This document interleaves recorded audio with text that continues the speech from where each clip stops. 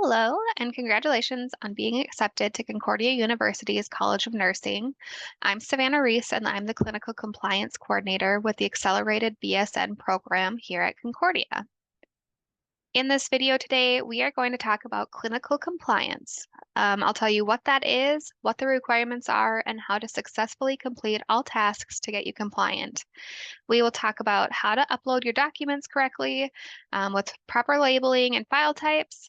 There are two things you'll be able to set up right away. These are your Clinician Nexus account and filling out your ABSN compliance form for Concordia. Setting up your Clinician Nexus account will be so helpful because you'll be able to download any documents you've uploaded and use them everywhere else. This will be a good resource for every semester. It is also a portal for some of your clinical rotations. We will also go over some of the most common errors I see, who to call for help, and what due dates to look for.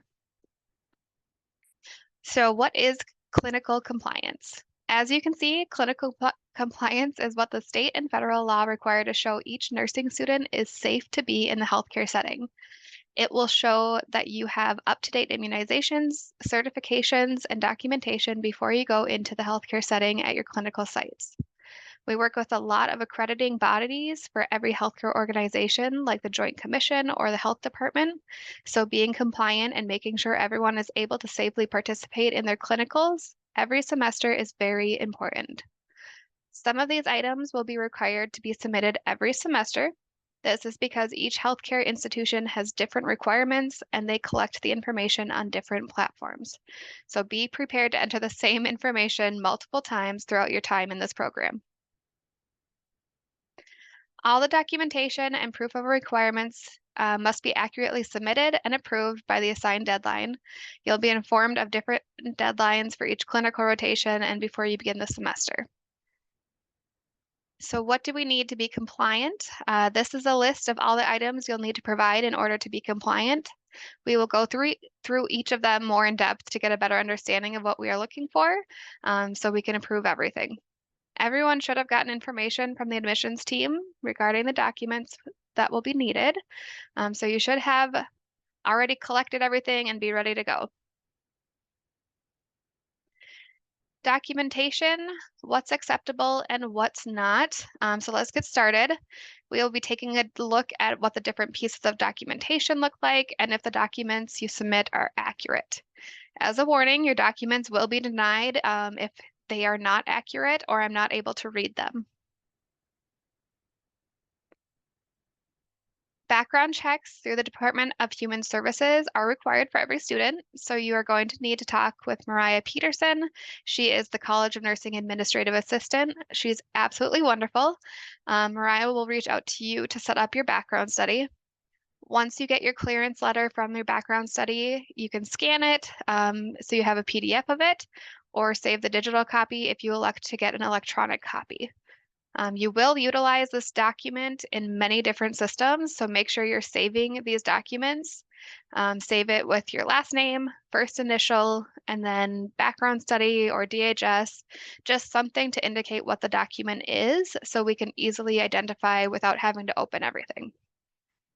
If you've done a background study before, each provider, quote unquote, in your career will require a new background study to be submitted. So right now, Concordia University is your provider. In the future, any healthcare provider you are employed by may request a new background study to be completed. So just be aware of that. This is Mariah's contact information if she doesn't reach out to you. If for some reason you haven't heard from her yet, you can reach out to her and just see if you need to get things set up. There will also be checkpoints where Mariah and myself will meet with you to go over if you have any questions regarding your background, if you need to be fingerprinted, or if you have any compliance questions before the start of your first semester. Next, we have profile pictures. Now, as a note, we will be taking photos of everyone at orientation. This is just to ensure that we have at least one photo on file and everyone is consistent with the background and requirements needed. For some clinical rotations, you will need to provide your own photo. If you are going somewhere that requires this, These will be the guidelines you'll want to follow to make sure they are able to use it for your student badges at their facilities. Some facilities have temporary badges, some require a photo and they print you one.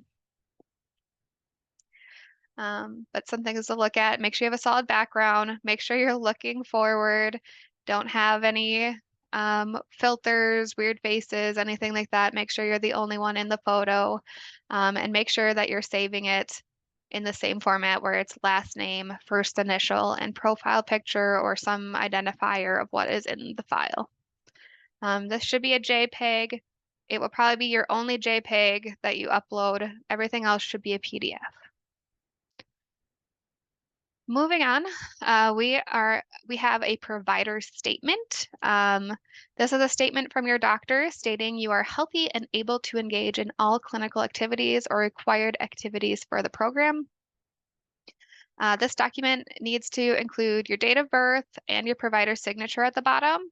This document also needs to be signed within the last year. So if it's been longer than a year that you've had a physical exam, you'll need to make an appointment for this. This document should be saved as a PDF. No photos of the paper laying on your desk. If you can't scan it at home, please come into the school and scan it, labeled the same as your background, last name, first initial, provider statement.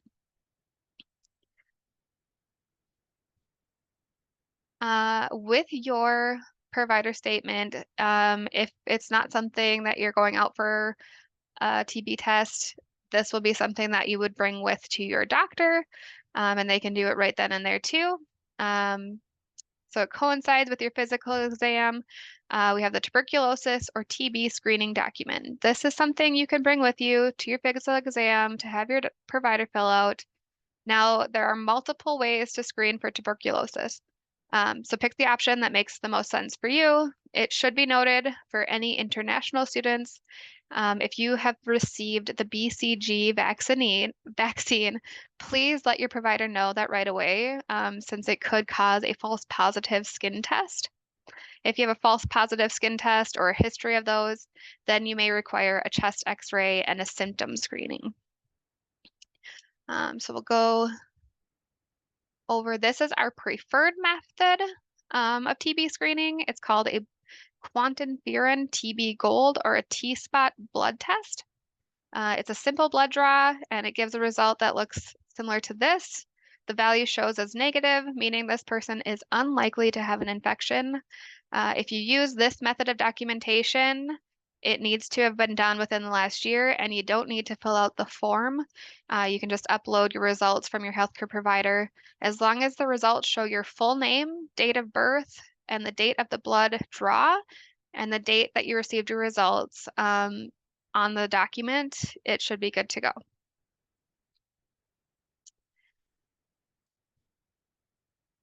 All right, if you choose to forego the quantiferin test, you'll need to provide this document and have your healthcare provider fill it out either for a skin test or a chest x-ray. For the skin test, it can be deceiving because it states it's a two-step process, but it will require 4 visits to your doctor. It's considered a two-step in that the test will be administered twice and then will be followed up with a secondary appointment each time.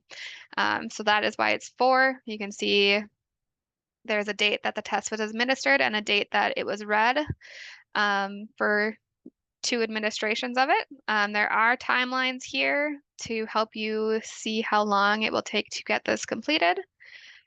For the chest x-ray, you will go in for an x-ray and then your provider will examine it and do a symptom screening questionnaire with you. Once those steps are complete, they will sign the document. So they would just put the results here, fill out the different questionnaire based on your symptoms. For those 2 options, you'll need to submit both pages. So the page with the testing and your provider's signature, and the first page with your name and date of birth listed. Next up, we have your immunization records. What we are looking for is documentation that shows your name, date of birth, the type of vaccination administered, and the date it was administered. So these are the immunizations we are looking for. We have hepatitis B or Hep B, which is a 3-part series. There should be 3 separate dates for this vaccine. We have measles, mumps, and rubella, or MMR. This is a two-part series, so there should be 2 dates for this one. Varicella, which is your chickenpox vaccine, is also a two-part series, so 2 dates of administration. We have tetanus, diphtheria, pertussis, or Tdap. This is different from the DTaP.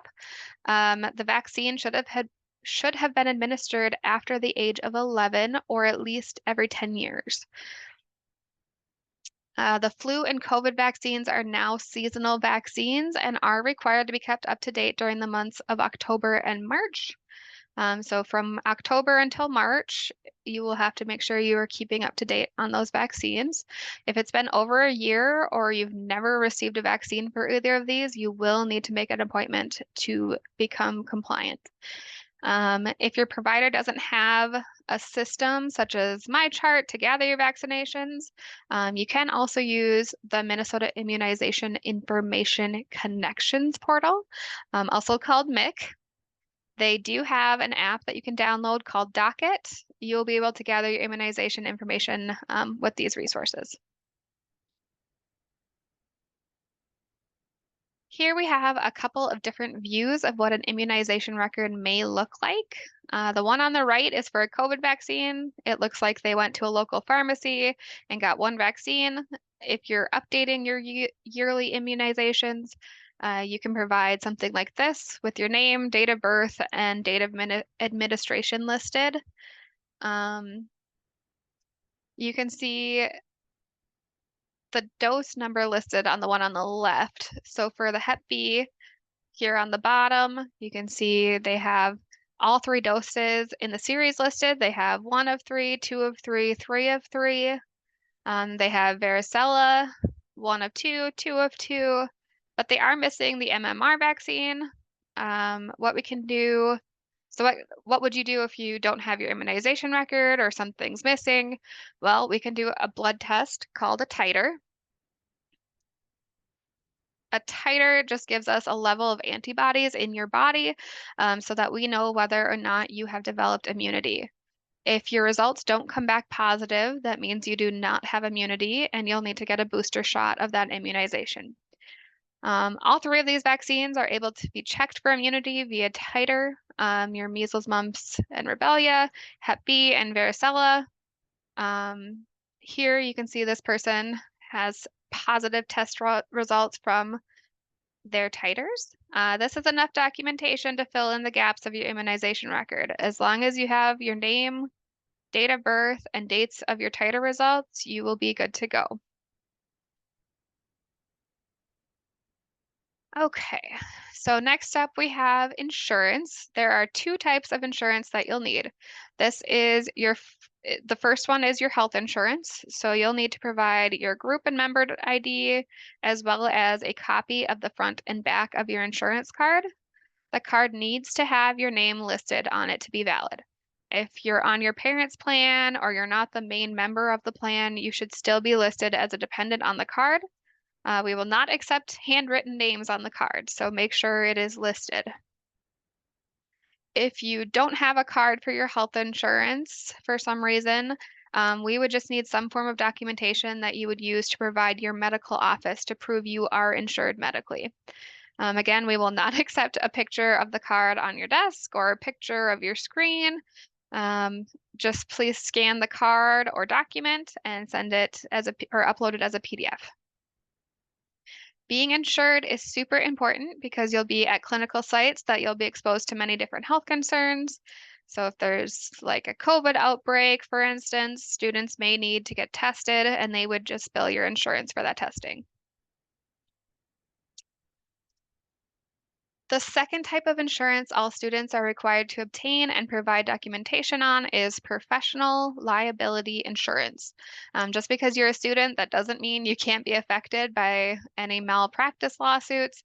It's important to make sure that you are protected while being at different facilities. You will need a minimum coverage of 1 million per occurrence and 3 million annual aggregate. We recommend the Nurses Service Organization or NSO. Your certificate will need to include your legal name, effective dates, and what the minimum coverage outline is. So You'll have the expiration date and everything.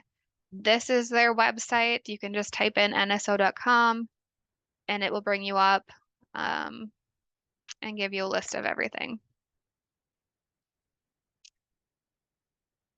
All students will need to have basic life support certification. It does not need to be, or it does need to be specific to healthcare providers. To meet that criteria, your certificate should indicate that it's for healthcare providers or that you have been issued contact hours for completion. It should also include that you completed hands-on competency of chest compressions and ventilation, and your course objective should state it is for healthcare. So when you upload it, we will have to have all that information included in the image and PDF. There's only one acknowledgement you'll need to provide, and that is the preceptive experience expectations acknowledgement. This acknowledgement states that you understand the expectations of being a student while you're at your clinical placements. It's extremely important to be well behaved while you're visiting the different medical facilities. You are not employees, you are guests that have been approved to learn from their staff.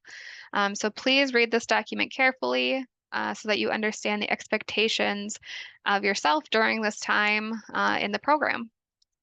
Once you have read it, please sign and date the document and upload it with your last name, first initial, and precepted experience or some form of acknowledgement of what is in the document.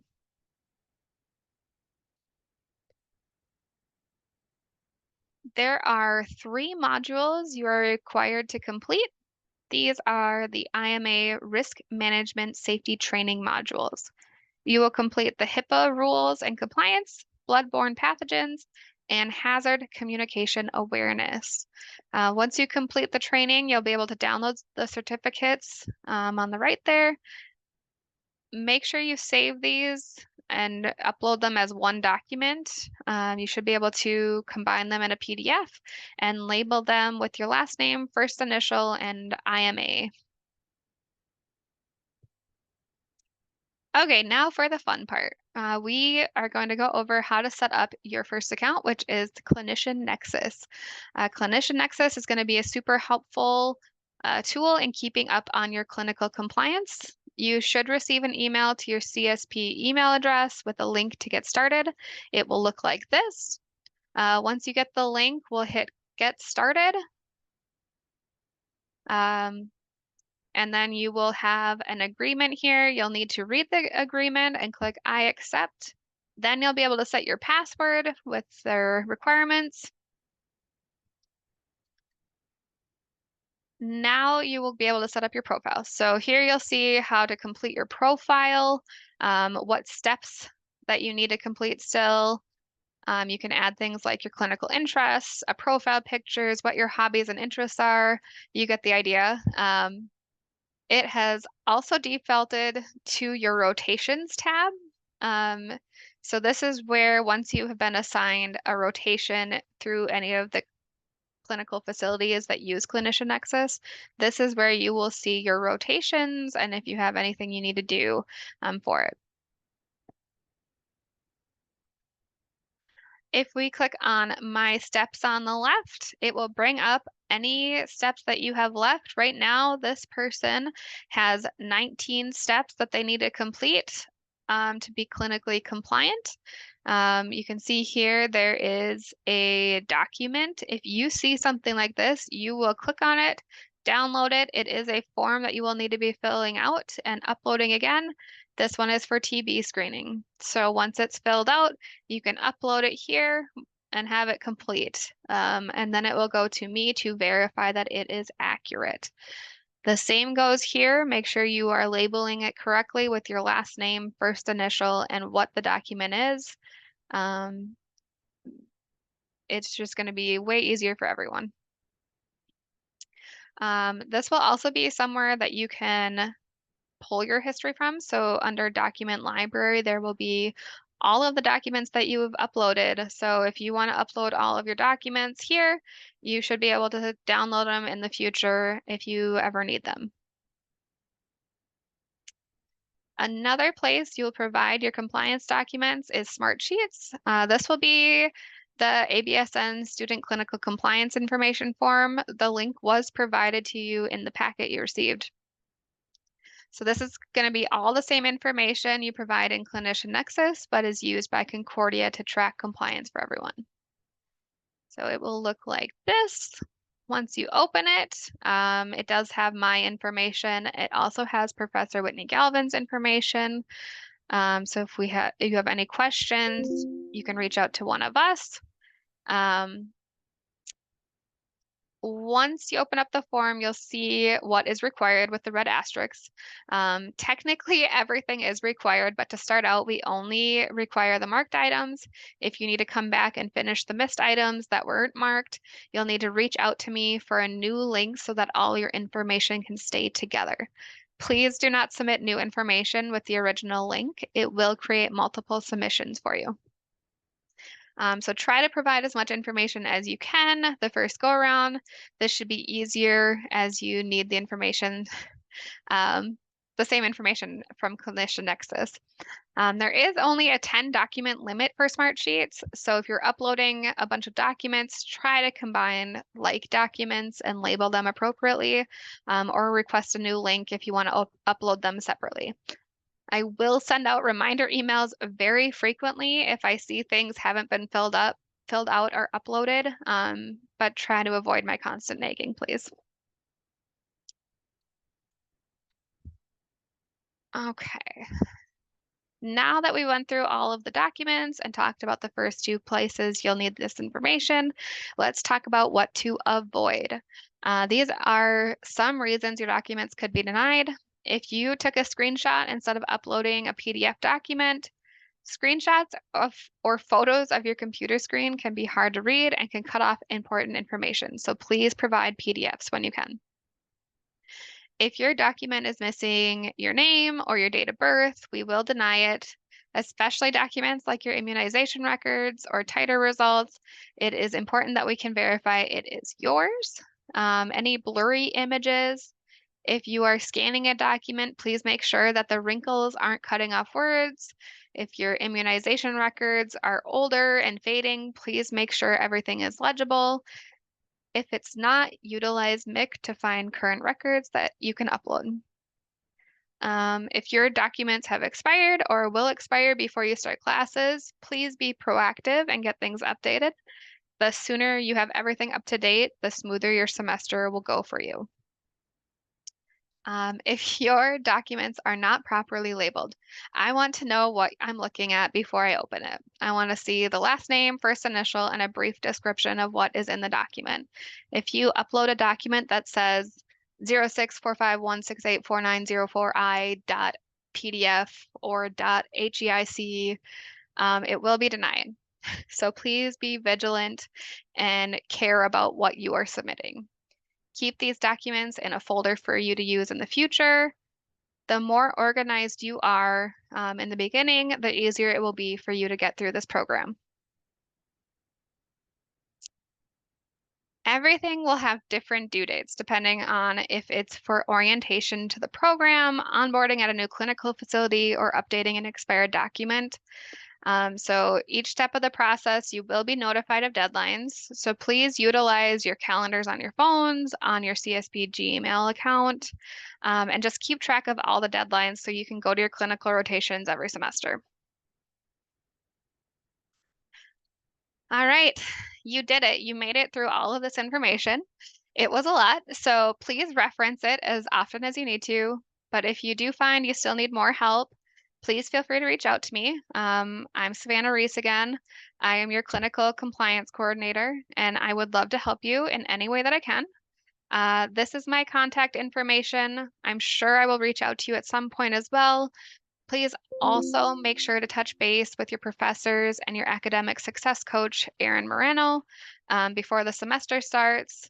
All of us here at Concordia and the Accelerated BSN program really, really, really want to see you succeed.